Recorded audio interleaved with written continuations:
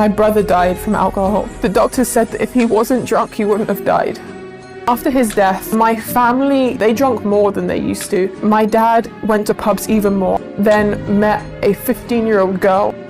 He ran away with a 15-year-old girl, and he left his entire family behind. My entire family split in half. I never saw my dad again. I grew up hating alcohol. I hated parties. But as I started getting older, everyone said, if you go to these clubs, you'll meet the right people. So I started doing it for that reason. I went to a nightclub. I ended up in hospital because somebody tried to kidnap me. I was in an awful state, thinking, why did I do this to myself? And when I came to Turkey, I stood between Blue Mosque and Hagia Sophia, and just hearing the azan, that is so beautiful, that is so peaceful. And I had an hour journey back to my hostel. I didn't know the way, so I got my phone out, I was ready to Google Map, and then my phone that was on 50% battery just died. I thought, God, if you're real, help me get back to my hostel. And in that moment, in a very, very, very, very long time, I wasn't anxious. SubhanAllah, I just walked straight to my hostel. I didn't take a single wrong turn. Nobody helped me. SubhanAllah, it wasn't me, it was Allah. And after that, I just kept learning. I kept reading the Quran, and lockdown forced me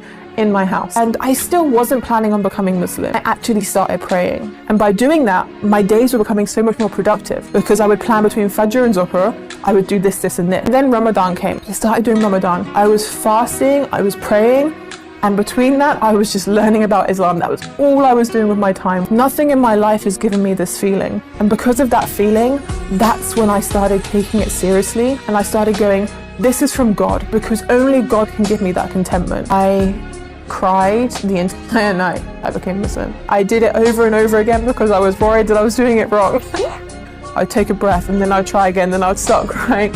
So I did my Shahada technically multiple times. The feeling was like I'd found my purpose. When you're a non-Muslim, you have nothing to focus on, but then all of a sudden we're given guidelines to follow, and then the goal becomes clearer. You know where you're going, why you're going there, what you're going to get at the end of it, and that's Jannah, inshallah. And that goal towards Jannah is such an easier life to live than a life of not knowing where you're going.